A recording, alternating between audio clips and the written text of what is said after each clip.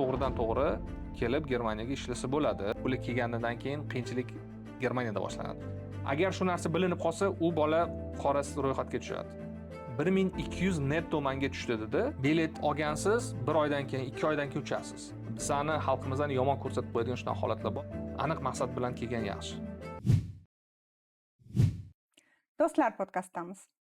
Bugungi podkastimiz mehmoni Simpson Privat Akademiya loyiha menejeri, yuzlab o'zbeklarning Germaniyaga kelishiga sababchi bo'lgan inson Sho'rahmedov Shonosir. Assalomu alaykum. Assalomu alaykum. Xush kelibsiz. Xushvaqt bo'ling. Yaqinda futbol kubogi bo'ldi deb eshitdim. Oyijonim ham bordilar. Juda ham zo'r bo'ldi dedilar. Shu kubok haqida aytib bersangiz. Kubok rostdan bo'ldi, chempionat qildik. Tashkilotchilari bu Simpson Privat Akademiya, Südthüringen IHK, bu Savdot sanoat palatasi Germaniyani va Schmalkalden universiteti birgalikda tashkil qildik. 6 ta komanda, Germaniya komandasi, O'zbekiston komandasi, Vyetnam, Tojikiston, Mongoliya, Hindiston va Tunis. Tojikiston bilan Mongoliya bitta komanda qilishdi. Juda yaxshi o'yin bo'ldi. O'zbekiston ochkolar bo'yicha birinchi o'rinda bo'ldi. Lekin finalda Germaniya bilan uchrashganda O'zbekiston ikkinchi o'rinni oldi va Germaniya komandasi g'olib bo'ldi. Undan tashqari o'sha tadbir doirasida hamma davlatdan kelgan qatnashchilar o'zlarini milliy taomlarini pishirib namoyish etishdi. Va shu jumladan biz ham katta qozonda o'zbek to'y oshini qildik, 30 kilo. Va meni nazarimda hammaga oshimiz ko'proq qiziq bo'ldi, chunki o'chatga turib juda ko'p insonlar olishdi. Va juda qiziq bo'ldi. Butun Germaniyani boshqa regionlaridan ham o'zbeklar kelib, oshdan bahramand bo'lib ketishdi. Ishingiz asosan shunaqa tadbir va kuboklarni tashkillashtirishdan iboratmi yoki nima ish bilan shug'ullanasiz? Yo'q, bizning asosiy ishimiz bu recruiting. Demak, O'zbekiston fuqarolarini Germaniyaga ishga yoki o'qishga olib kelish bilan shug'ullanamiz. Bunaqa meropриятия deymiz, demak, eventlarni tashkil qilish bu integratsiya masalalariga bog'liq bo'ladi, chunki O'zbekiston fuqarolarini Germaniyaga nafaqat olib kelishni o'zi bitta jarayon. Bular kelganidan keyin qiyinchilik Germaniyada boshlanadi. Asosiysi integratsiya masalasi. O'shaning uchun yig'ilib bolalar bir-biri bilan ko'rishib turishi, shunaqa tadbirlar tashkil qilishimiz ahillikni va umuman o'zlarini yurtlaridan uzoqda his qilmasliklari uchun harakatdamiz. Shu uchun tashkil qilingan. U yerda o'zbeklar hamma joydan Germaniyadan kelgan o'zbeklar yig'ildimi yoki faqatgina shu o'qishda yokida o'sha shaharda yashaydigan o'zbeklar uchunmidi tadbir?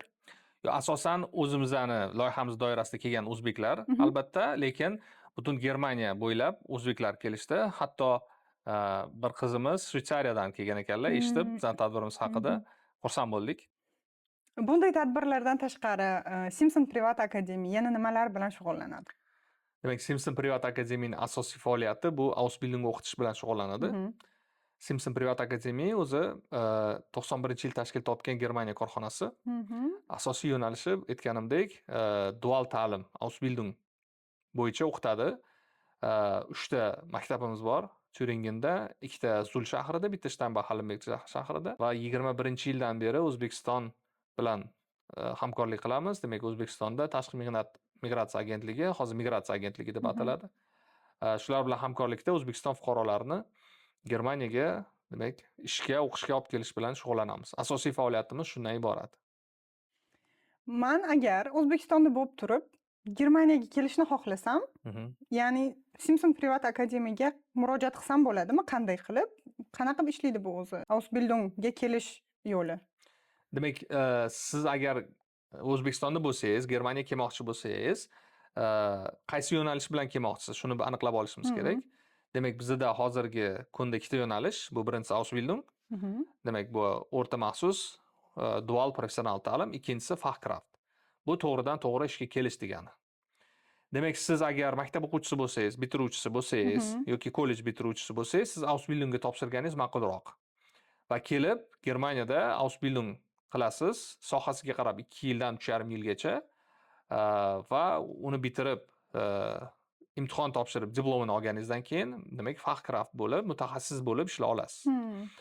Agar siz O'zbekistonda oliy ta'lim institutini bitirgan bo'lsangiz va yo'nalishingiz to'g'ri kelsa, Germaniyaga to'g'ridan to'g'ri ishga kelsangiz bo'ladi. Demak, Germaniyaga kelib o'qib o'tirish shart bo'lmaydi. Lekin ikkala yo'nalishda ham nemis tilini kamida B1 darajada bilishingiz kerak va qo'lingizda xalqaro tan olingan B1 sertifikati bo'lishi kerak. Birinchi yo'nalish Ausbildung yo'nalishi, ya'ni yoshlar uchun, kollej maktab bitirganlar uchun qulayroq yo'nalish hisoblanadi. Ausbildungga nima sohalarda o'qishga kelsa bo'ladi? Masalan, men doktor bo'lmoqchi bo'lsam, Ausbildungga kelsam bo'ladimi? Yoki bilmadim. O'zi Germaniyada Ausbildungda 500 ga yaqin soha bor. Lekin bizni yo'nalishlar, biz taklif qilayotgan yo'nalishlar asosan bu texnik yo'nalishlari, mexanika, mexatronika, elektrik yo'nalishlari. Undan tashqari mana bu yildan oshpazlik, restoran mutaxassisi yoki tish texnika, zubotexnik deydi, shunaqa yo'nalishlar taklif qildik. Har yili bu yangilanib boradi. Demak, bizda qabul 1 yilda bir marta mart oyida bo'ladi. Avgustda boshlanadigan Ausbildung uchun. Lekin sohalari fevralda biz e'lon qilamiz har yili. Bizda o'zimizda Telegram kanalimiz bor, Instagram sahifamiz bor. Manimcha tegida aytib qo'yib ketishadi. Toshkentda ofisimiz bor. Bemalol murojaat qilishligi mumkin. Qanaqa konsultativ yordam, savollar bo'lsa, bemalol olishligi mumkin bo'ladi. Demak, fevralda e'lon chiqadi. Shunga men yo'nalishim to'g'ri kelsa, men xohlagan yo'nalish bo'lsa, martda dedingiz-a? Martda qabul. Martda dokumentlarimni topshiraman. Keyin qabul qilganligim haqida qachon ma'lumot keladi? Qachon ketishim aniq bo'ladi? Demak, qabul jarayoni o'zi intervyudan iborat. Onlayn video zvanokda intervyu bo'ladi. Birinchi Simpson Privat Akademiya bilan bo'ladi. Agar yaxshi o'tsangiz, keyin ish beruvchiga olib kiramiz. Ish beruvchidan muvaffaqiyatli agar yaxshi o'tsangiz, ish beruvchi qabul qilaman desa, sizni nomingizga kontrakt rasmiylashtiradi. U yerda bir necha paket dokument bo'ladi, 12 tacha hujjat umumiy olganda. Shu hujjatlarni siz Toshkent ofisidan borib olib ketasiz. Demak, o'rtacha may oylari, may-iyun oylariga keladi bu. Va bu hujjatlar bilan elchixonaga viza uchun topshirishga kirasiz. Viza topshirdim, oldim, Germaniyaga keldim. Endi bo'ldim, maza qilib yashasam bo'ladimi? Necha pulim bo'ladi? Oilamni chaqirsam bo'ladimi? Otpusklarga ketsam bo'ladimi? Qanaqa imkoniyatlar bor dalishi? Germaniyada maza qilib yashasa bo'ladimi degan savolga men javob bera olmayman. Bu juda ham individual narsa. Siz agar Ausbildungga kelsangiz, demak, boya aytganimdek 2 yildan 3,5 yilgacha o'qish bo'ladi. O'qish mobaynida siz o'qiysiz, ham ishlaysiz. Va shu ishingiz uchun siz oylik olasiz. Oylik deymizmi, stipendiya deymizmi? Shunaqa to'lovi bor. Har oy o'rtacha 1000 yevro atrofida. Demak, men aytadigan sifralar hammasi bruttoda bo'ladi. Brutto bu soliqli yechilmagan holatda. Soliqli yechilgan holatda qo'lingizga tegadigani netto deyiladi. Endi yashash xarajatlariga keladigan bo'lsak, siz savolingizda o'rtacha bir kishiga, demak, kvartira arendasi 300 yevroga to'g'ri kelyapti. Ya'ni sizni Zul shahrida yoki Shmalkaltinda? Ha, shahriga bog'liq. Demak, kimdir ko'proq, kimdir kamroq, kvartirasiga qarab, joyiga, shahriga qarab albatta farq qiladi. O'rtacha shunday. Undan tashqari yeb-ichish xarajatlari bor. O'rtacha 200 deylik. Va undan tashqari internet, telefon va transport xarajatlari bo'ladi. Yana 100 yevro qo'shiladi. Demak, minimal 600 yevro xarajatingiz bo'ladi. Demak, agar qo'lingizga tegadigan 800 bo'lsa, 600 xarajatingiz bor minimal. Yana qo'shimcha pulni topsam bo'ladimi qayerdadir ishlab? Ha, imkoniyati bor. Kelganingizdan keyin 6 oydan keyin agar baholaringiz yaxshi bo'lsa, ish beruvchining ruxsati bilan qo'shimcha ishlasangiz bo'ladi. O'sha ishxonada yo boshqa joyda? Ko'pincha korxonani o'zi beradi. Agar korxona bermasa, boshqa joyda ishlasangiz bo'ladi. Mini job yoki neben job deb ataladi. Unda yana 538 yevro soliq yechilgan, to есть soliqqa tortilmaydi. Shungacha yana topsangiz bo'ladi.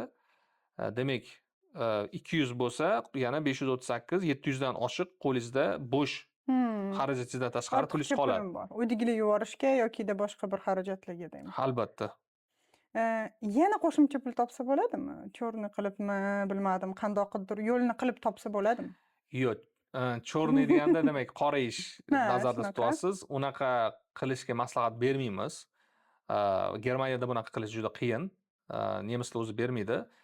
Agar bersa ham yo bular arablar, yo afg'onlar, yo turklar bo'ladi va ular sizni qora ishda ishlayotganingizni biladi va sizdan foydalanishga harakat qiladi. Bunaqa demak hikoyalarni ko'pini eshitganmiz va o'shaning uchun maslahat bermaymiz. Oylik 3 yil mobaynida shunday bo'ladimi, o'smaydimi, shunday qoladimi degan savolga yo'q, o'sish mumkin. Bizani o'zimizni primerda masalan gaplashganda 2-yil o'qiyotgan bola aytdi 1200 netto manga tushdi dedi bir oyda. Bu kvartirasini yechib qolganda, soliqlarni yechib qolganda qo'liga 1200 tushdi.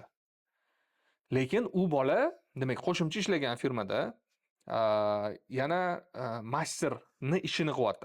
Atsubi bo'lib turib, masterni ishini qilyapti. Demak, javobgarligi ko'proq, o'quvchi bo'lib turib, javobgarligi ko'proq va shunaqa pul topyapti.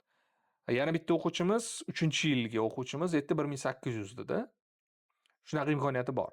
Lekin bu hammada shunaqa bo'ladi degani emas. Bu hammani o'ziga bog'liq. Agar siz o'zingizni yaxshi ko'rsatsangiz, javobgarlikni ola olsangiz va siz o'zingiz o'quvchi bo'lib turib, masterlarning ishini qilsangiz, albatta sizga qo'shimcha mukofot bo'ladi. Tushunarli. Ikkinchi yo'nalish Fachkraft dedingiz. Ish olishga, ishga topshirib darrov kirib ketish mumkin. Ya'ni O'zbekistonda turib, o'qishni bitirgan, til bilish darajasi qanaqa bo'lishi kerak? B1 bo'lib turib. Kamida. Bu yerga ishga kelsa bo'ladi. Albatta. Unga ham sizlar yordam berasizlar. Albatta. Tushunarli. Demak, bu oliy ta'limni bitirgan bo'lish kerak, qo'lida diplom bo'lish kerak va o'sha kerakli mutaxassisligi bo'lish kerak va iloji bo'lsa shu sohada ishlagan demak opiti, tajribasi bo'lish kerak. Agar shunday inson bo'lsa, to'g'ridan to'g'ri kelib Germaniyaga ishlasa bo'ladi. Demak, hozirgacha kelgan sohalarimiz aytish mumkin. Masalan, temirchilar kelishdi ishlashga, temirchilik qilishadi yoki bo'lmasa qassobchilikka yoki bo'lmasa doktorlar ham kelib MFA qilib ishlay olishadi. Bu medizinische Fachangestellte deydi. Shunaqa yo'nalishda kelib ishlashsa bo'ladi. Opiti bor yo'qligini qayerdan aniqlashtirsa bo'ladi? Ya'ni men o'qib yuribman, o'qishni bitirdim, ishlaganman, opitim bor desam, opitim bo'lmasa ham, o'zki opitim bo'lmasdan turib kelish imkoniyatim bormi? Birinchidan bu Lebenslauf deydi, o'sha rezumeda yoziladi. Siz o'zingiz haqingizda qayerda, qancha ishlaganingizni yozasiz. Agar siz yolg'on ma'lumot kiritsangiz, siz suhbatdan o'tasiz. Ish beruvchi bilan suhbatdan o'tasiz, Simpson Privat Akademiya bilan suhbatda o'tasiz va suhbatda o'sha sizning sohangizga taalluqli savollar beriladi. Agar siz savollarga javob bera olmasangiz, ma'lumki siz aldayotgan bo'lasiz va ko'pchilikni shunaqa holat bo'ladi, yolg'on ma'lumotlar kiritishadi Lebenslaufga. Ishlamagan bo'lsa ham ishlaganman deb kiritadi. Nimaga buni kiritding? To есть bilganimizdan keyin gaplashgandan keyin bilganimizdan keyin kelib chiqadiki, ishlamagan u joyda. Nimaga bu ma'lumotni kiritding desak, shu yo'nalishga kirmoqchi edim, o'shanga to'g'irlab Lebenslaufimni kimdir yozib berdi deydi. Agar shu narsa bilinib qolsa, u bola qora ro'yxatga tushadi. Demak, yolg'on eng katta red flaglardan bittasi. To есть u insonni chetlatishga olib keladigan katta faktor. O'shaning uchun hech kimga maslahat bermayman. Yolg'on ma'lumot kiritishi sizni foydangizga teskari ishlasa ham faqat rostini yozing. Bu Germaniyada juda ham qadrlanadi, to'g'ri. Keyingi savol. Germaniyaga kelgandan so'ng o'quvchilar qanday qiyinchiliklar bilan yuzlashishadi yoki bo'lmaydimi qiyinchiliklar? Albatta bor qiyinchilik. Ko'pchilikda Germaniyaga ayniqsa birinchi kelayotgan insonlarda ожидание реальность deydi-ku, kutilma va haqiqat boshqacha bo'ladi. Boshida kelganda hammasi yangi insonlar, yangi muhit, hamma yoq qiziq bo'ladi, lekin 2-3 hafta, 1 oy maksimum o'tgandan keyin odam zerikishni boshlaydi va oila a'zolarini sog'inishni boshlaydi. Undan tashqari bu yerda quyosh yetishmasligi bor. O'zbekistonda ko'pchilik quyoshdan qochadi, lekin bu yerda quyoshni qanchalik odamni kayfiyatiga ta'sir qilishi shu yerda bilinadi. Yomg'irli kunlar, bulutli kunlar tez qorong'i tushishi, ertalab vohli turib ishga ketish, kelganingizda yana qorong'i bo'lishi odamni kayfiyatiga qattiq ta'sir qiladi va apatiya uyg'otadi. Ishga borgisi kelmaydi, o'rnidan turgisi kelmaydi, nimaga keldim degan savollar bo'ladi. Aksariyat kelgan o'zbeklarda 6 oy muddatda shunaqa depressiya holati bo'ladi. Mana shundan o'tib olish kerak. Agar inson mana shu vaqtdan o'tsa, dal shu yashab ketadi. Agar shu paytda sinsa, orqaga qaytib ketadi. Qiyin bo'ladi. Biza maslahat beramiz endi vitamin D ichinglar shunaqa payt deymiz va sport bilan shug'ullaninglar deymiz, aktivniy hayot kechiringlar deymiz. Lekin hozir yaxshi tomoni o'zbeklar ko'payib qoldi. Bizda jamiyat paydo bo'lgan kichkina o'zimizning diaspora. Demak, ko'pchilik bir-biriga yordam beradi, yig'ilishlar qilib turishadi. Har haftada bolalar masalan yig'ilib kimnidir uyida osh qilishadi, choyxonaga o'xshagan narsalar paydo bo'lgan hozir. Va til. B1 daraja olishadi, albatta sertifikat bilan kelishadi hammaligiku, lekin B1 daraja yetarli emas. Ayniqsa Ausbildungga kelgan bolalar Berufsschuleda nemis o'quvchilar bilan birga bitta sinfda o'qib o'tirib o'qishadi. O'qituvchilar o'zbek bolalar uchun alohida dars o'tmaydi, juda tez gapirib ketib qoladi va bolalar tushunishmay qolishadi. Nemislar bilan bir xil urovenda, ya'ni maktabda qanday o'tilsa, shunda dars o'tiladi. Albatta. O'zbeklar uchun alohida yengillashtirilgan programma yo'q. Yo'q, unday bo'lmaydi. Va bizning kuzatishimiz bo'yicha birinchi 6 oyda hamma kelgan o'zbek bolalarining baholari yomon bo'ladi. Va keyin hamma kelganidan keyin repetitor qidirish boshlaydi, onlayn darslar olishni boshlaydi, o'qishni boshlashadi. Keyin albatta ko'pchiligi yetib olishadi, bolalar bor. Nemislardan ham yaxshiroq o'qiydigan bolalar bor. Ausbildungni bitirib, o'sha fahkrab bo'lib ishlayotgan bolalar bor. Lekin boshida shunaqa qiyinchiligi bor. Hamma shundan o'tish kerak bo'ladi.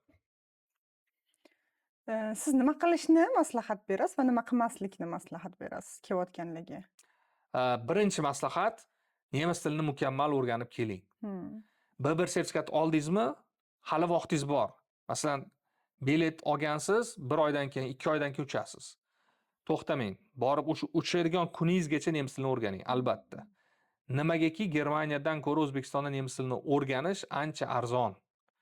Germaniyaga kelib, haqiqatni bilgandan keyin, nemis tilini o'rganish yana kerakligini bilgandan keyin bu yerda qimmatga tushadi. Qanday o'zini inson tayyorlab kelish kerak Germaniyaga? Rus tilida samodostatochniy deydi-yu, so'z o'zbek tilida bilmayman qanaqa bo'ladi. Odam yolg'iz qolsa ham depressiyaga tushib qolmaydigan holat bo'la olsa, agar o'zini shunga tayyorlab kela olsa, ancha yengil bo'ladi. Chunki Germaniyadagi insonlar shimoliy xalq. Janubiy xalqlar bilan shimoliy xalqlarning farqi bor-da. Shimoliy xalqlar ko'proq introvert bo'ladi. Demak, yangi do'stlar orttirish yoki ular bilan tez muloqotga kirishish qiyin bo'ladi. Biz o'zbek xalqimiz, janubiy xalqimiz, tez muloqotga kirishamiz, yangi insonlar bilan tezroq tanishamiz, lekin Germaniyada nemislar bilan bu sal qiyinroq o'tadi. Lekin agar siz bitta do'stlashingiz, nemislardan yaxshi do'st yo'q.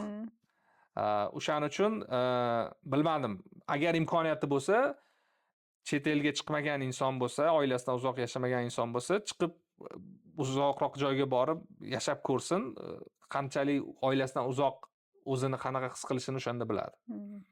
Shu maslahatim. Tushunarli. Nima qilmaslikni maslahat berasiz? Qayerdan ketish emas, qayerga borishni o'ylab borish. Demak, nima bo'lsa ham vizani olib Germaniyaga borsam bo'ldi fikrda emas. Qayerga ketyapman, nima uchun, nima maqsadda ketayotganimni aniq bilib ketish. Ko'pchilikda bo'ladi, aka bizga qanaqa yo'nalish bo'lsa ham bo'ldi, borib olsak bo'ldi, tezroq ketishim kerak deydi-da. O'ylaydiki, Germaniyaga kelsa hammasi oson, hamma muammolar yechilib ketadi deb o'ylaydi. Aslida unday emas. Kelgandan keyin hamma muammolar, eng katta muammolar shu yerda boshlanadi. Bu yerda yaqin qarindoshlaringiz, tanishlaringiz, o'rtoqlaringiz yo'q yordam beradigan. O'zingiz birga bir qolasiz muammolaringiz bilan. O'shaning uchun aniq maqsad bo'lsin, qayerga ketyapman, nima uchun ketyapman va nimaga erishmoqchiman. Aniq maqsad bilan kelgan yaxshi. Sizga yana qiziqarli savollar keladimi? Har doim keladigan savollar bormi? Juda ham ko'p insonlar sizga murojaat qilishadi. Ketkim kelyapti, aka, ketkim kelyapti, yordam bering, ketkim kelyapti. Yana qanaqa zaproslar bilan chiqishadi oldingizga? Shu asosan ketishni yo'llarini so'rashadi, qanaqa imkoniyatlar bor so'rashadi. Lekin men to'xtalmoqchi bo'lgan narsa, O'zbekiston bilan Germaniyadagi mentalitetdagi farqga ozgina to'xtalmoqchiman. Bizda mana ko'pchilik bolalar kelgandan keyin albatta tushuntirish beradigan narsalarimiz bu yerdagi tabiatda O'zbekiston bilan farq. Demak, bu yerda havo namlik yuqori O'zbekistonga nisbatan. Bu yerda xonani shamollatish muhim. O'zbekistonda shunaqa tushuncha yo'q. Siz masalan yashaysiz, ovqat qilasiz yoki yotib turasiz. O'zbekistonda shamollatish xonani majburiy degan tushuncha yo'q, chunki havo chankiradi, keyin havo bizda quruq. Oynalardan o'zi shundoq ham teshiklardan havo kirib almashib turadi. Germaniya sovuq bo'lgani uchun oynalari juda ham mahkam yopiladi va namlik yuqori. Ko'pchilik shu narsani bilmagani uchun uyda plesin, mo'g'irlash boshlanadi. Juda katta muammoga olib keladi. Mo'g'irlagandan keyin bilasiz, bu o'sib ketsa, havoga ham tarqaydi zarrachalari va uni nafas olsa inson o'ziga ham, sog'lig'iga ham zarar, ichida o'sishi mumkin. Shu narsa juda muhim. Qish bo'ladimi, yoz bo'ladimi, albatta aytamiz, bir kunda 10 minut oynani to'liq ochib, shamollatinglar. Havo aylansin. Turib qolsa, plesin o'sib ketib qoladi. Ikkinchi narsa ozodalik. Uyni ozoda saqlash, hojatxonani yoki bo'lmasa oshxonani, demak, har safar pishirgandan keyin, ovqat pishirgandan keyin bizanikilar ko'p pishirishadi, ko'chadan yeyishmaydi. Har safar yog' sachirsa avtovaliylar deymiz. Bo'lmasa chirib bo'ladi. Shunaqa muammolar bor. Keyin eng katta nima deydi, o'zbek xalqini ga qiyinchilik tug'diradigan narsa yolg'on. Yolg'on. Da.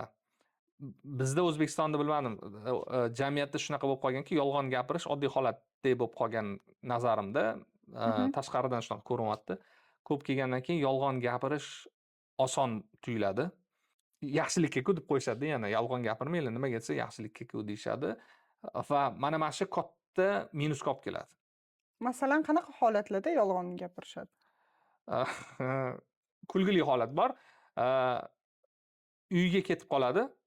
Ishxonadan ruxsat so'rayapti, uyimga ketishim kerak deb. Ishxonasi aytayapti, yo'q, berishuvli mahal, keyingi hafta ketsang bo'ladi.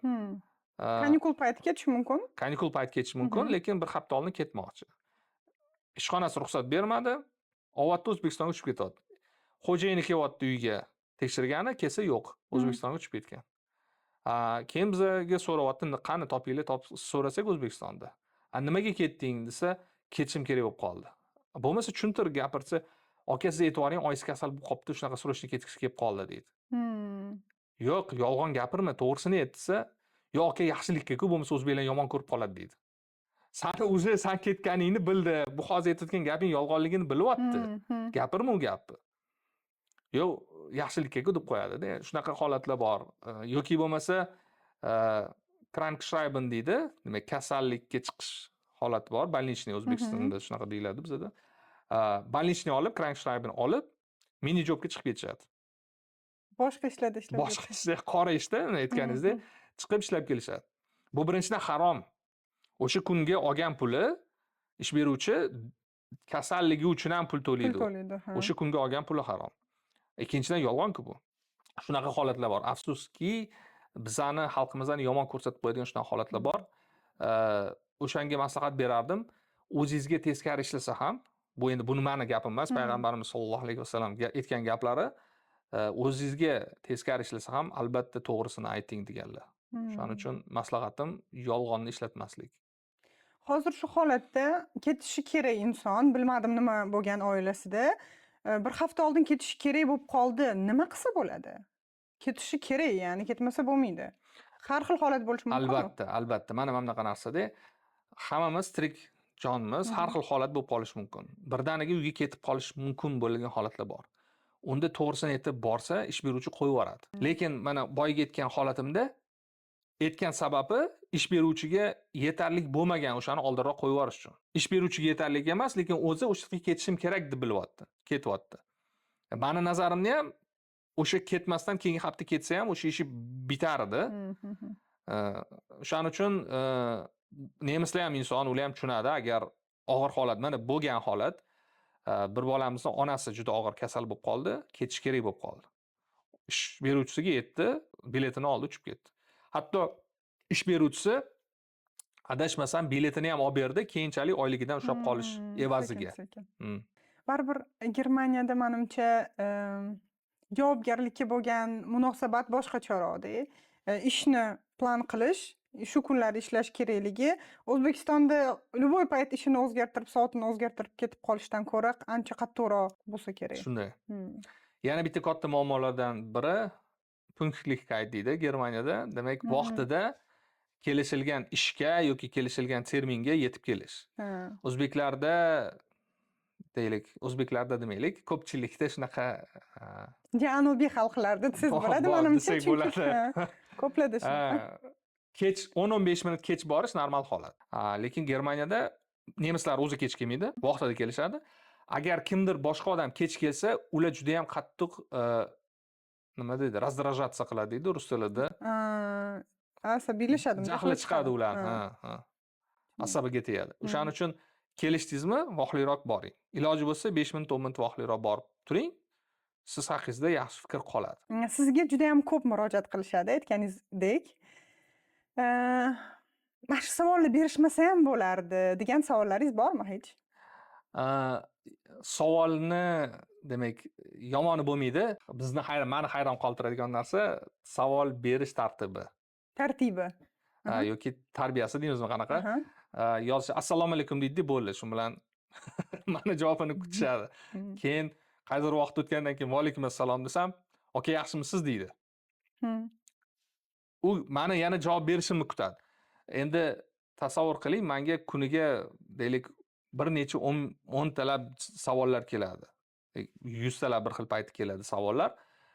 Har bittasiga bittadan salom alik qilib javob berish juda ko'p vaqtni oladi.